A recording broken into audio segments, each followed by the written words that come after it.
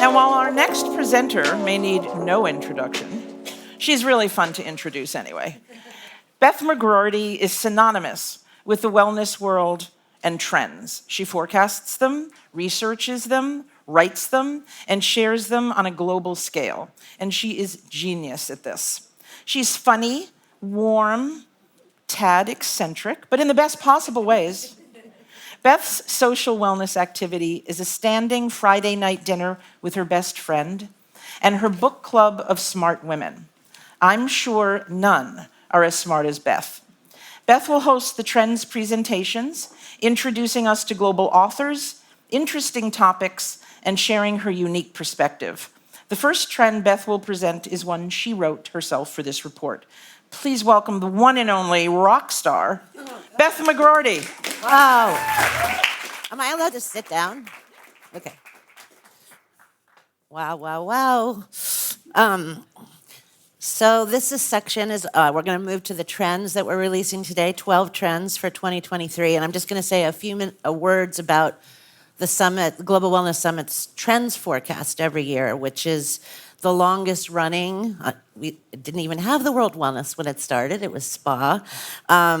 Longest running forecast, the most in-depth forecast this year's is 160 pages. And it's really the only truly global forecast of what's ahead in the world of wellness. You'll see, I think, when you hear the 12 trends that there's some themes that emerge. I think a huge issue is that we're seeing radically different consumer values, what they consider true wellness to be as they come out of the pandemic. We're seeing that science is more king than it's ever been in this world. We're seeing a return to some of wellness's deepest, older roots, but with a kind of reimagining.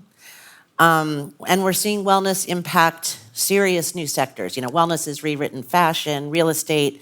Now we're seeing with government policy and other sectors that have, they're very serious.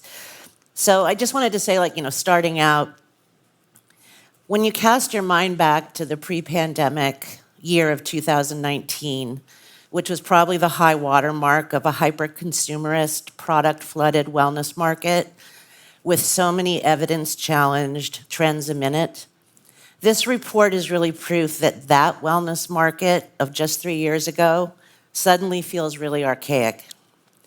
Wellness in 2023 and on is going to be more serious, more science-backed, but also more social and more sensory. So the trends, just a little note on the report, the trends emerge out of the hundreds of executives from companies all over the world, economists, doctors that come to the summit each year. So that's the fertile ground for these report. And just as a note, this year's report is not just written by top journalists and trends analysts, but we had top experts in that field actually write trends for the first time this year. So there's doctors, economists, urban futurists as authors as well. So that's just a little bit about the report. And then we have 12 trends. Am I just moving into the first one? Okay, so this is a trend that's too long to describe. Anyway, it's called Wellness Comes for the Loneliness Epidemic. So we all know the stats on the loneliness crisis. We all know that loneliness kills. We all know that the number one predictor of health and happiness is our social relationships. But again, this uber capitalist wellness market that has really taken hold the last decade plus has led with two things: an avalanche of at-home me-time products and digital wellness. Both of these have kept us spending and lonely on our endless journey of self-care. But the pandemic has proven a breaking point because the biggest trend in wellness, ergo where we are today, is new spaces and concepts where driving in real life social connection is at the burning center of the concept. It's social with a new intentionality. And this trend is going to cover the many ways that the future of wellness is a move from solo to social self-care, from buying to belonging, from URL to IRL, from ego to empathy, from soul cycle to soul circles, and from goop to group. Yeah. So, yeah.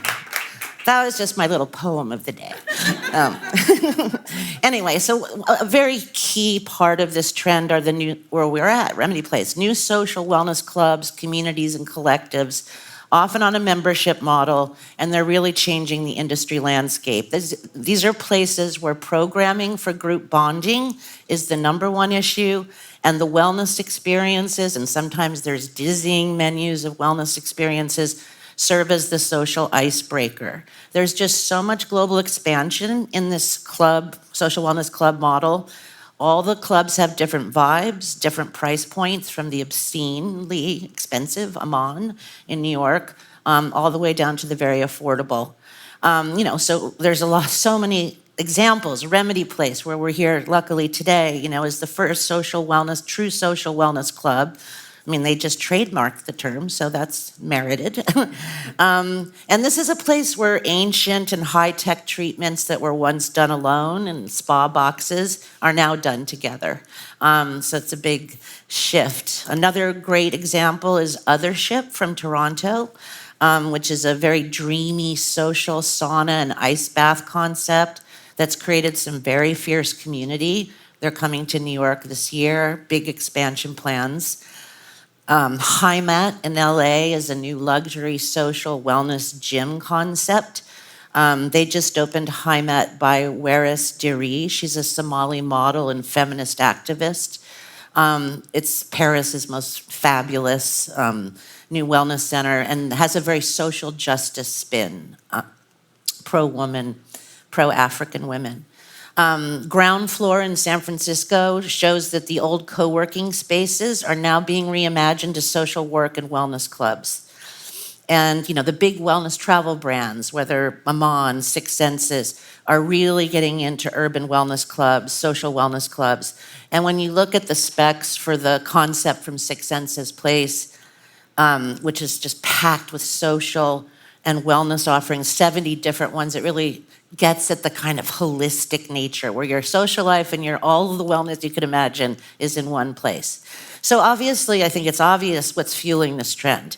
Lonely remote work with your free-form day from 8 a.m. to 8 p.m. People need places to be, to belong, and to be well. And younger generations, you cannot underestimate this force of their ditching bars and booze and seeking healthier social experiences and social elixirs, as we'll see. So another aspect of this trend in the wellness world is interesting to me. It's new. I mean, when you think about how the world's communication and empathy skills have devolved, it's shocking. We leave a sad emoji when a friend suffers some horrible, monstrous, situation. What's new is that the wellness world is beginning to teach techniques to drive deeper and more meaningful human communication. You hear about Freudenfreud training at New York Times or radical empathy. And the key example here is peoplehood, which is coming this next month to New York, which is a new concept from the founders of SoulCycle, which is explicitly to fight loneliness. And what they're doing is they're nixing the bikes and creating an all-social model. These are guided group conversations that use the science-backed technique of active listening to try to teach some people some relational fitness. Now, this is a different kind of communication opening model, but we see a rising interest. People are interested in opening up blocked human connection. We also see so much social anxiety, social phobia is on the rise. So we're seeing a new interest in what you could call empathodelics or empathoactives. This makes the why of psilocybin different. There's clinical trials going on for MDMA, ecstasy right now for PTSD, very deep. The FDA may approve it this year. And we're also seeing a turn to these mild, legal, ancient botanicals that have always served as social elixirs for millennia. They're safe. Kava or two. Kava bars are hot. There's a hot one in Brooklyn. But anyway, the psychedelic and psychoactive cupboard is going to expand dramatically. And the class of what they call empathogens, which are about opening up and deepening human connection, will rise.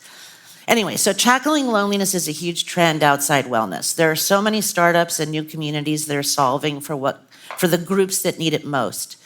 I could name hundreds. Confess Project is a project that trains barbers to communicate, empathize, and talk to Black men and boys where they're at and get them mental resources. There's so many startups tackling the terrible problem of loneliness in the elderly by having teens and college kids get paid just to hang out, talk, support, and be with them. Papa is a unicorn in the US, and Ratan Tata, the mega billionaire in India, just launched Goodfellows, which is a similar service in India. We're also seeing the new social apps are actually social, so they're not FOMO machines. They're focused on driving meetups, friendships, people hanging out. The friendships apps are the new dating apps. I mean, an app like 222, you fill out your profile, they find the most simpatico strangers for you, and then they curate your dinner party. The city apartment dwelling can be so lonely, so this really cool app, One Roof, actually brilliantly links everybody in an apartment for happy hours, walks. It's changing city living. We talked about policy after the pandemic. Governments are actually getting serious about loneliness policy, especially the UK, Australia, Japan, and Singapore. The World Health Organization is about to create a high-level loneliness commission. Both Japan and Victoria, Australia now have new ministers of loneliness.